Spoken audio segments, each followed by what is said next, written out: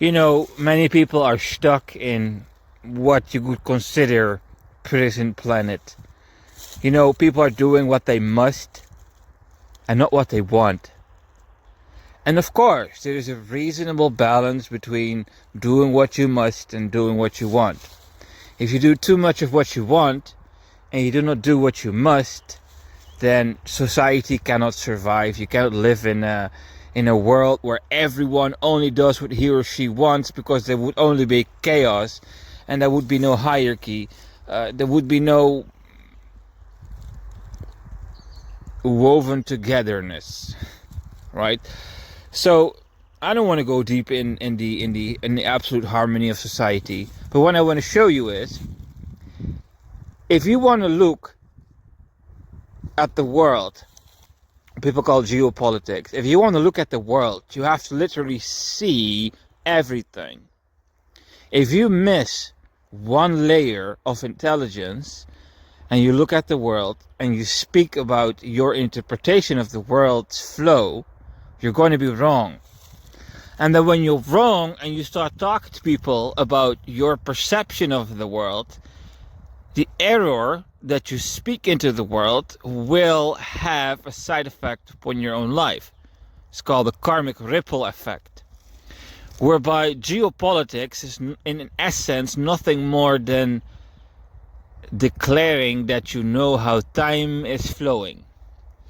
So if you want to explain the flow of time, your brain, your mind needs to make calculations, to give it a term, that can outspeed the pace of time. So I don't know what you think you are, no personal insult intended, no trigger intended, but you need to be some type of, let's call it, extraordinary intellectual to even attempt to concentrate your mind upon seeing through the fabrics of time. So I don't know how much life experience you have. Have you ever stood in front of a giant crowd? I'm talking about thousands until 100,000s. When the eyes are looking at you, there is a certain social pressure, a certain social, emotional. People get all nervous. People lose focus.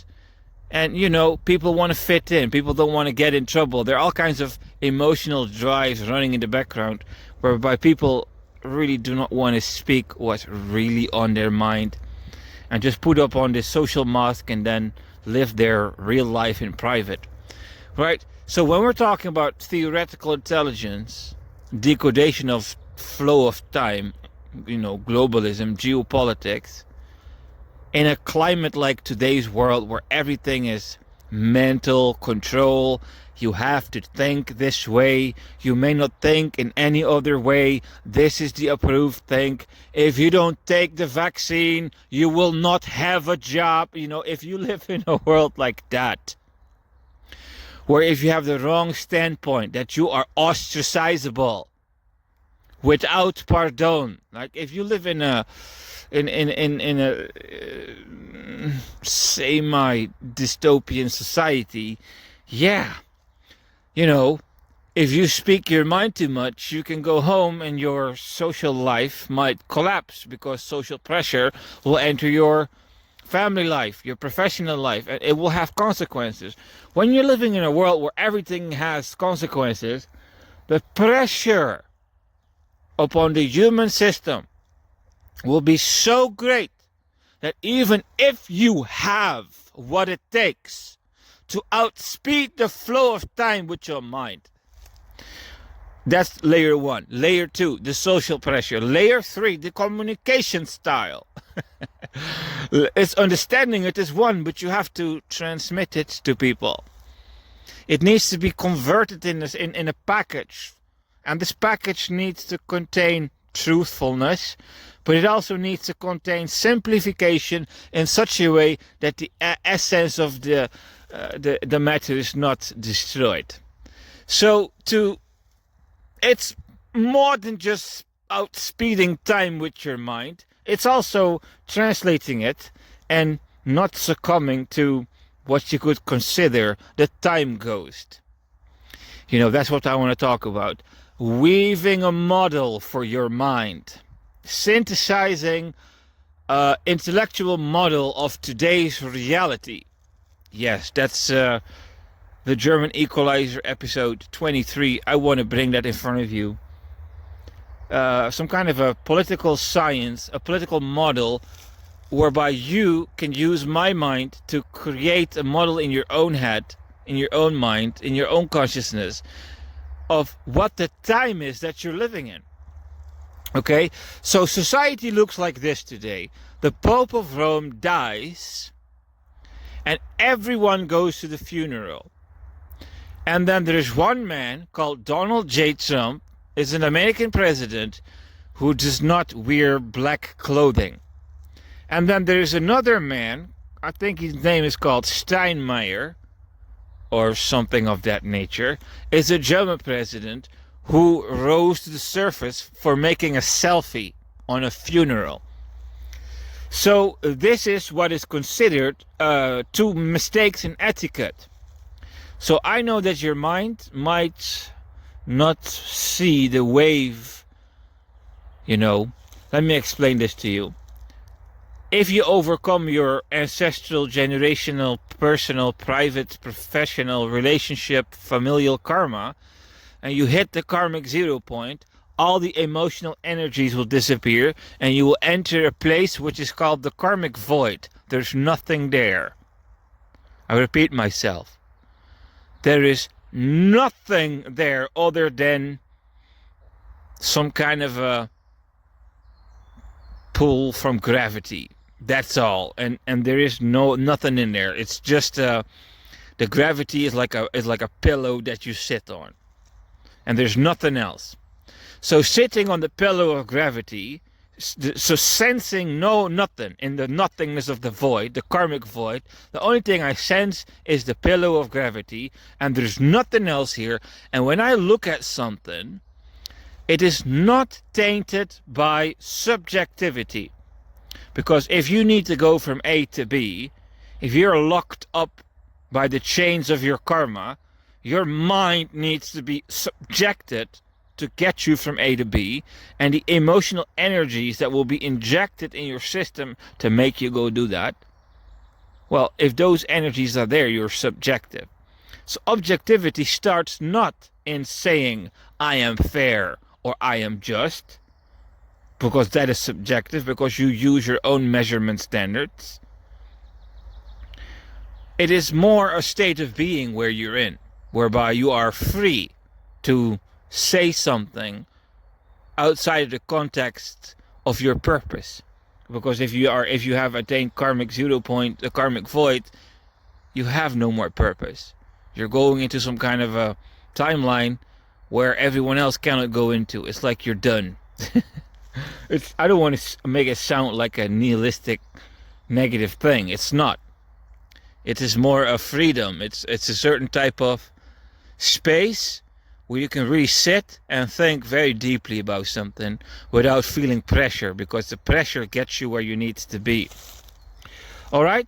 So when my mind wants to talk with you about Donald J. Trump wearing blue clothing on a black only event, then I'm not busy with positioning myself, glorying, vainglorying, seeking someone's faults, seeking an opening to inflict something. No, I'm seeing a political energy. One, the Pope of Rome is completely irrelevant. Yet, every head of state and the entire family comes to the funeral. So, the time flows that way. The Pope of Rome dies, every head of state shows up. Everyone. And we're living in a world where nobody is interested in religion. We're living in a world where nobody's interested in Christianity. So these individuals that show up at the funeral of the Pope of Rome who died have absolutely no interest whatsoever in attending that place.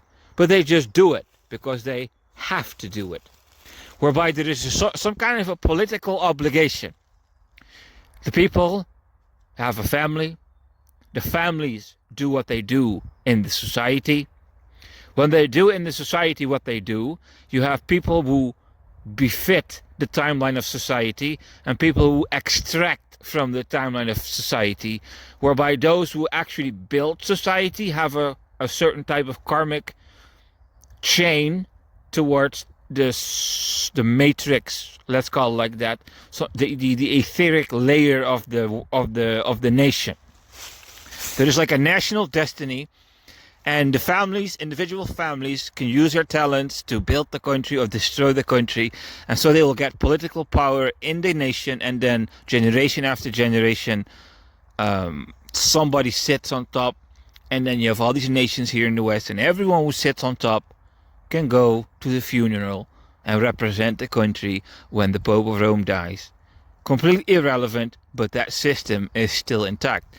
So when I make a synthesis of the political reality, I'm not talking in a favor-based position.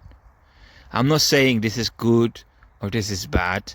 I'm just synthesizing a picture of reality for you so that you can understand the world you're living in. So you can take that, you can leave that. This is a service I'm putting out there in the world. Whoever is interested in it, this is it. So we have a United States president who is a rule breaker. And then we have a German president who is making selfies in trend with the inability to understand. So there is a certain normalizing power. You go to a funeral and you wear black clothing. That is normal.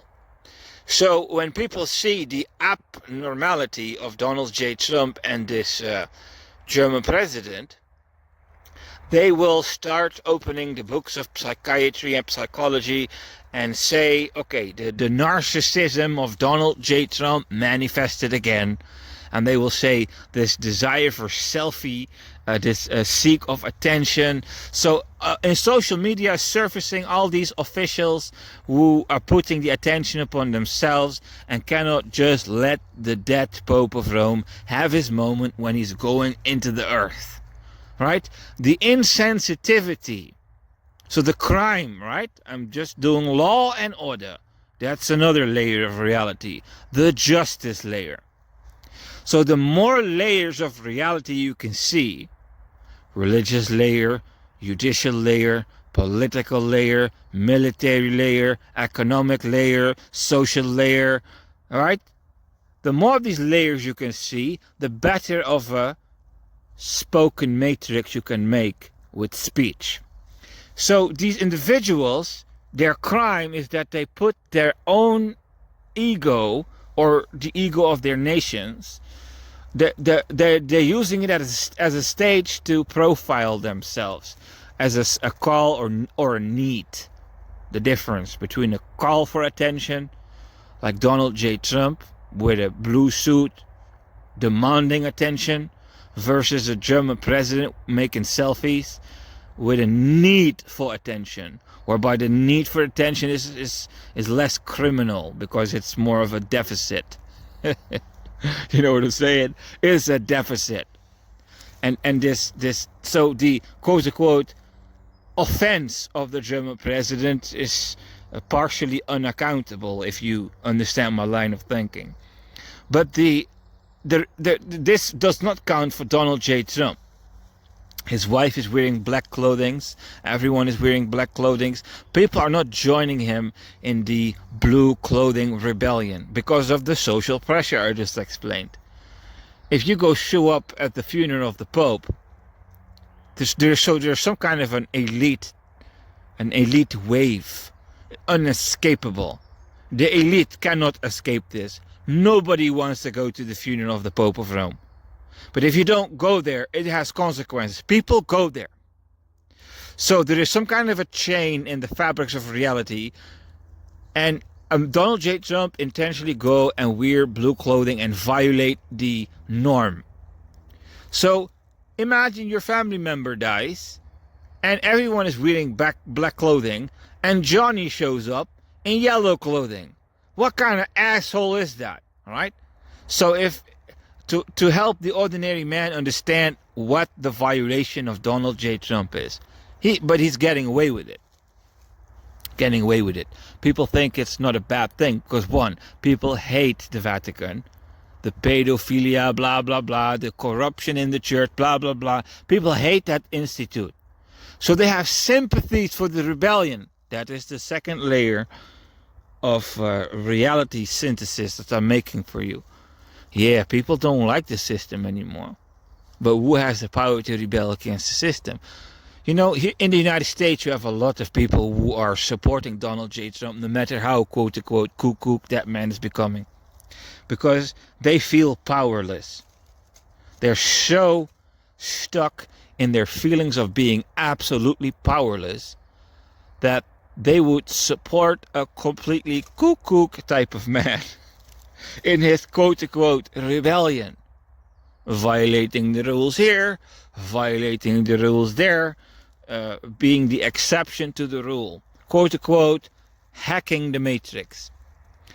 Somebody point a gun, some kind of a movement in his head, and he is still there. That man's timeline shows signs that the mechanics of the matrix cannot contain the man. So that's the next layer synthesis of reality. Yes.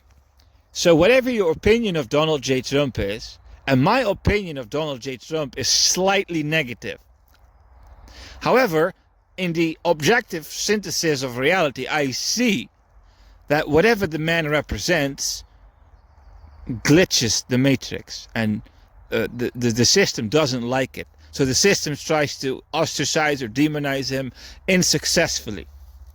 And that's why that man, no matter what his behavioral errors are, has a following, has let's call it it's nothing more than a fan base. That's why people allow him to exploit the system, blah blah blah, all these political errors. So there we go. Level 2 of understanding of political synthesis of reality.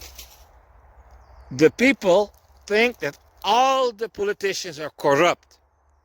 And then when a politician who is just as corrupt fights the matrix, quote unquote, hacks the matrix, glitches it continually, they suffer such a man to live in corruption.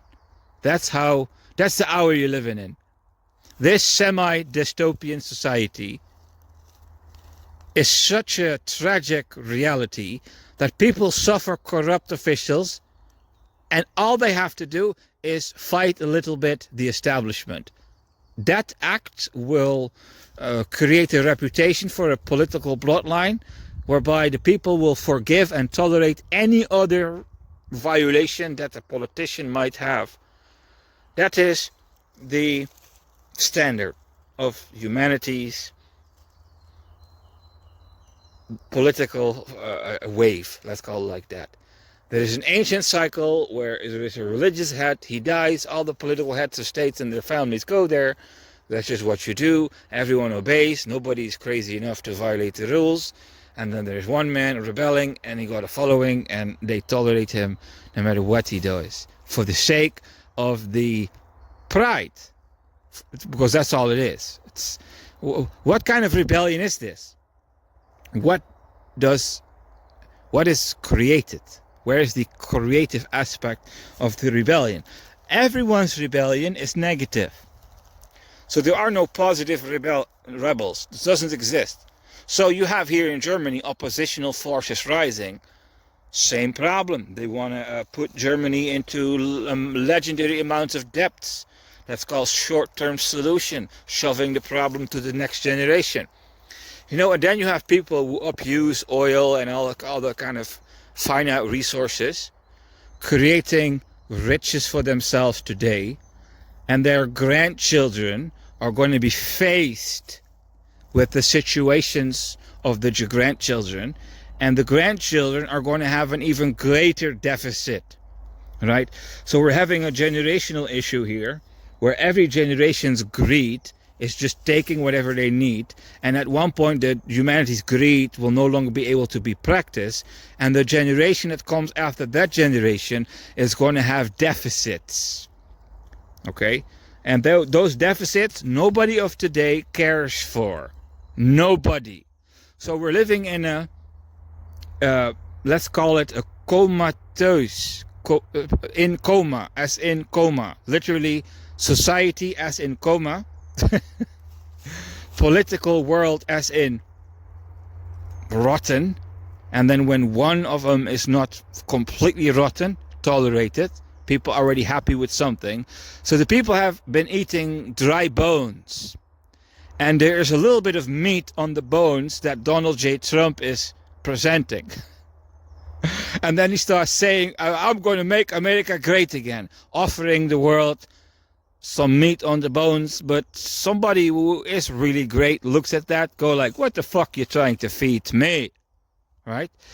And then right? So this is not skepticism. This is not pragmaticism. This is not negative. This is objective synthesis of reality. Trying to show you the model of the political timeline whereby you can maneuver yourself in that. Right? So we have a moral decay, we have a social decay, we have political decay, and then we have a military-industrial complex, profit-based, right?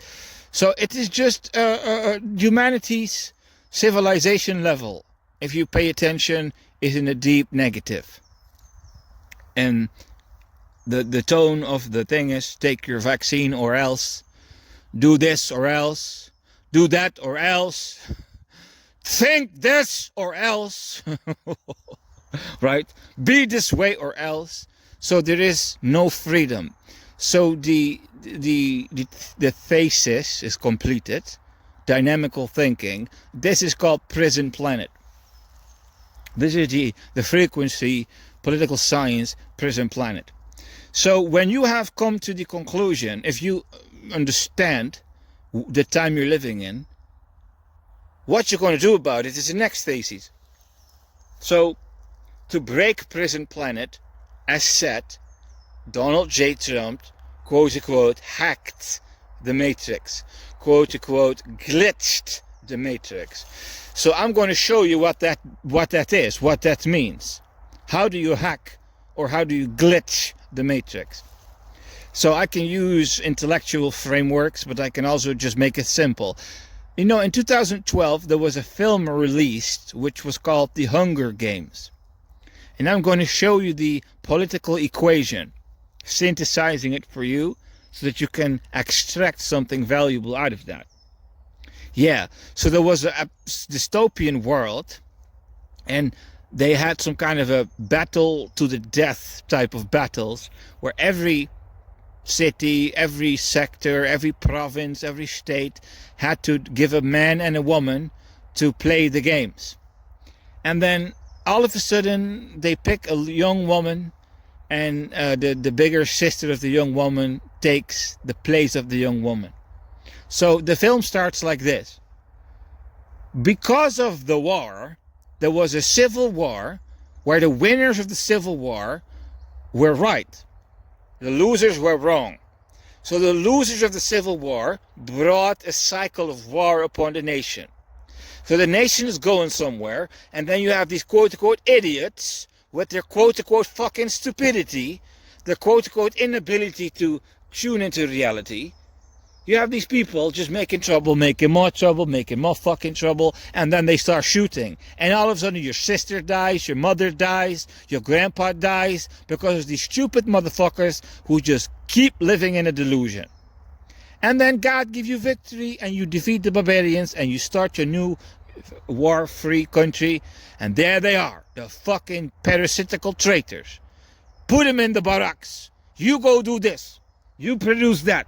And you're going to pay your karmic debts to the nation that way. It's a world like that. Synthesizing a fantasy world in a way that it resonates with the model of political science that I'm showing you. So death is in the karmic cycle. There are generational debts playing out whereby there are certain people born to die because their ancestors shot for no reason, so life will be shot for no reason. So one of those people who was destined to die that way escaped the dance because the big sister went into that arena and it was not her time to die. Ladies and gentlemen who are listening to today's podcast, this one is like a supreme one. It's like a premium, freemium. So you can understand some real outspeeding of time. Just like showing you an engine. All right? So the woman that is not meant to die enters the place of the woman who was meant to die, according to the flow of time, universal law, in a creative fantasy-based way displayed in the first Hunger Games 2012. So if it's not your time to die, you ain't gonna die. And no matter how strong your country is, if it's your time to die, you will die, no matter how great you are. These are like laws that humans don't have under control. So the woman who is not meant to die enters the pool of death, where the angels of death come down upon humans and mercilessly slay them. But they can't touch the woman. So the woman hacks the matrix. The woman does this, does that, evades this. The karma comes down, but she jumps over that karma, she jumps over this karma, she jumps over that generational curse, and all of a sudden she wins the game, she redefined the rules of the game, and she kind of shows that society that woman makes the country look weak. Look, I'm the woman, poof, look how I checkmate this system. Look how I escape the dance. That's called glitching or hacking the matrix. Yes. So the moment somebody successfully hacks or glitches the matrix, in that film you see that that's not taken lightly. So the president of that world, of that country, executes the game host who lost the battle against the woman. Because the game host was so designed to make sure that everyone dies. Because that's the script. That's the karmic prison. That's the prison planet. The chains. And that man did not fulfill his role. So there is a synthesis of reality where everyone has honor, and there is a narrative, there is a storyline. And your generational account of generational blessings, personal blessings, whatever you're doing, the honor energy in your soul gives you a position in the timeline, in the synthesis of the narrative. So there is a man in the game, in the matrix, that is designed to keep the karmic chains, the prison planet, intact. And he is obligated, in name of the president, to make sure that only one winner steps out of the games. So when two winners step out of the game, somebody cheated the system, and there will come consequences to that. And so the man was executed by the president to make sure that the successor of that man don't make that same mistake. Because what if other people start to get it in their head to start hacking or glitching the matrix? So what Donald J. Trump is doing is something like that. He do this, he almost gets shot, he escaped the dance. He go do that, and wear the blue suit, he will escape the dance. It's a rebellion, showing the vulnerabilities of the quote-unquote matrix. So how can you do anything meaningful if you're not Donald J. Trump? All right, that's the thought process that I want to introduce you to. To do that, you need to understand the difference between charismatic authority, ladies and gentlemen, and systemic authority. I'm going to repeat myself. You need to understand the difference between charismatic authority and systemic authority. What I'm speaking to you, I am charismatic authority, and Donald J. Trump is systemic authority. I will explain it. So, as I said, the nation has a destiny. Somebody founded it. Those are called family bloodlines, founding fathers. And they had children, and those children done things. Some of them continued building the country and some of them damaged it. And so comes into existence a score. Karma, karmic score, karmic credit score. And that next generation, all these generations. And then they started keeping slaves. And then a war started, right? All these lines, karmic lines, keep flowing in that nation. There is an account. So when the civilization itself, the matrix, does whatever the agenda of the matrix is, and what's the agenda? Well, in the parliament they vote for the laws and stuff, and then everyone has to abide by them. The timeline of the system has a head, a body, arms, legs, the executive branch, the political branch, all these layers of political intelligence, and it runs itself. And it has these figures, positions of honor. So the head of state is simply the main character of the game, like you see in Hunger Games. The man who has the greatest amount of karmic credit in his soul, whereby he can claim the head position in the narrative. Because the narrative is in relationship to the karmic account of the entire system. So when the system depletes, the narrative becomes negative, and the one who has the honor to become president is a bad guy, but he is in the center of the game. That's called systemic authority. So the systemic authority doesn't fight. If you're head of state as a systemic authority, the system fights for you. You are just in the center of it. You are the system. You become the matrix. And then when the matrix says go fight that, the matrix says that also to the generals. So the generals are sent by the matrix to fight, not the president. So when somebody threatens the president, the generals are awakened by the matrix and they do the fighting. Whereby a systemic authority never develops the talent or the ability to destroy an enemy. Nope, that's not how that works. So a charismatic authority, however, will destroy the enemy personally, because the charismatic authority is not part of a system. So the difference between a systemic authority and a charismatic authority is systemic honor and real honor. When you have true honor in your soul and you see someone who does not have honor in the soul, the honor will manifest and the dishonor will manifest, and that will be a battle. It is interpersonal, whereby an honorable man can walk up to someone who doesn't have it and outcompete and outbattle. The honor inside of the man will manifest the excellencies. However, systemic authority is just enjoying a privilege, and the energy will just rise up in such a way to ensure that the particle of the game stays in the role. So when you see Donald J. Trump fighting, he just changes his jacket to give a signal, because he can't pick up a baton and hit the German president in his face with that, because that would disqualify him as a systemic authority, because he's representing a system, not himself.